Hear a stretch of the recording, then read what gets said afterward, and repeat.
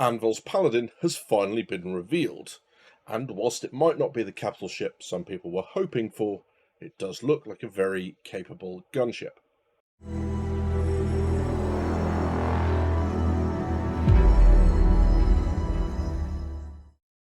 I'm not entirely sure what a heavy barrage gunship is, but that's what they're calling the Paladin.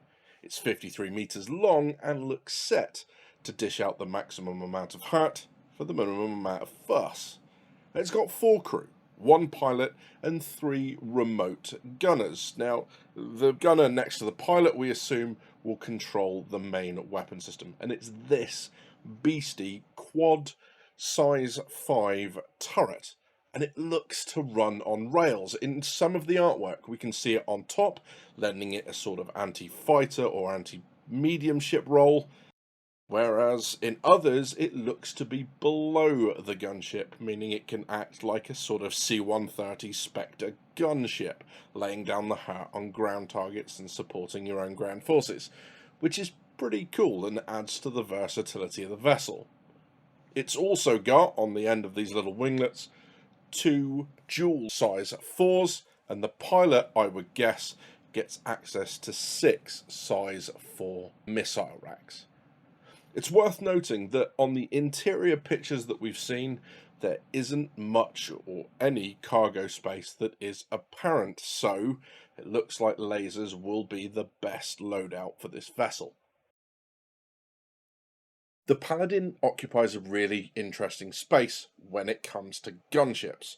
It's valued at $300 plus tax by CIG, so it sits considerably more expensive than the Connie Andromeda, but you would expect that given its loadout.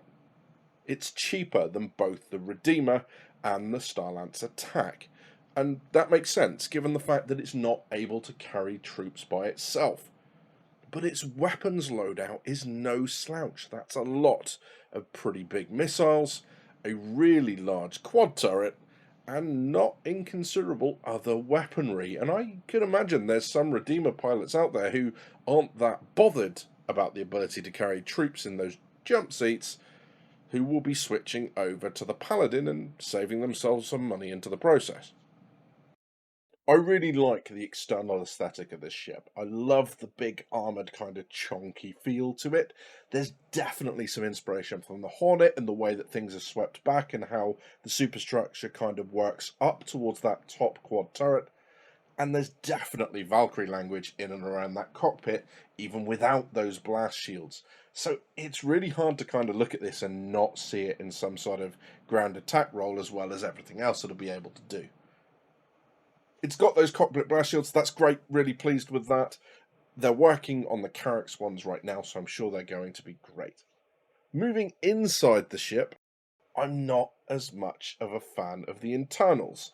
I mean, I know it's going to be utilitarian, it's going to be very military, sparse, and I'm happy with that, but I have real issues with the area around the stairs.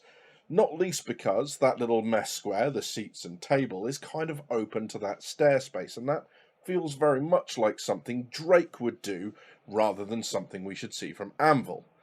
And there's 2 rooms there, the one between the mess space and the stairs, that we don't quite know what that is. Maybe that's a hatch at the back, so it might be a little bit of cargo area for it, maybe to take some ammunition on if it decides to go ballistics. And I'm sure one of those spaces or more will be to do with all the engineering stuff for engineering gameplay. But I do like the ramp down to the cockpit. I think that's a nice touch. The lower deck, again, I've still got that issue around the stairs. There's a whole bunch of reasons. It doesn't look particularly well utilised, and the other thing is, you imagine that on this deck you've got a fire somewhere around those stairs. That fire is just going to propagate straight up with nothing to cut it off, meaning the centre of the ship is now completely ablaze, and you are cut off from your escape. And the poor guys down here don't have anywhere else to go either, other than maybe up to the bridge via the ladder, but that fire is going to be there because there's no barrier between it and the upper deck, and in a warship, that spells instant doom. But the position of the suit lockers, great, right next to the exit, and I'm sure the weapons will be there as well to go with your suits, so it's great to see that next to the exit on the port aft quarter. I'm not going to lie, I had some real technical issues putting this video together, completely unrelated to Star Citizen, and I got very angry, but it's a good job I did. One of my community, thank you Edison, linked me this. It has been already updated by CIG that the pilot will be able to control the wing turrets when those gunners aren't in place, making this an incredibly versatile gunship with only 2 crew. With that news and its armament, you'd be forgiven for thinking that the Paladin is going to end up just being a really heavily armed and armoured Scorpius. But I don't think that's going to be the case at all. It's 53 meters long. It's going to fly not very well when you put it up against any other fighter. Add that to the fact that the guns will need to be fixed forward for the pilot to operate them in flight, and you've got something that's not going to be able to get many shots on target, if at all. So that's where the balance is going to come from. The interesting thing is how many people are flying Redeemers purely for the firepower, and what does this news do to that? The Anvil Paladin then is the latest in a long line of ships from CIG based solely on combat. There's no bells and whistles. It doesn't take advantage of any other gameplay loops like, say, the Legionnaire with its hacking. It's out there just to smack the bejesus out of things, and it looks like it's going to do that fairly well.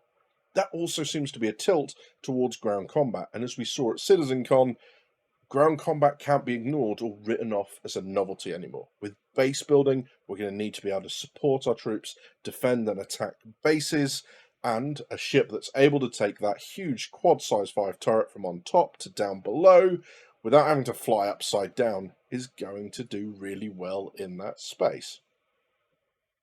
I think the key competition here is with the Redeemer, and the fact that now we know the pilot can control the wing turrets, meaning that 2 crew can make use of every weapon system on that ship.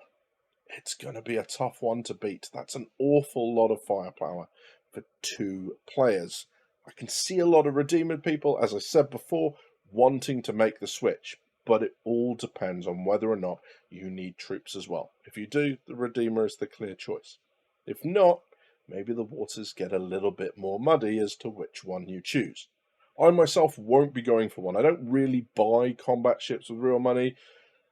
I've got the Perseus in my fleet, obviously, but everything else I feel like I'm going to earn up to. But if I was going to go for a combat ship for 2 people, the Paladin would definitely be a strong contender. You've been watching Drinkers with Gaming Problems. Thank you very much for stopping by. See you soon.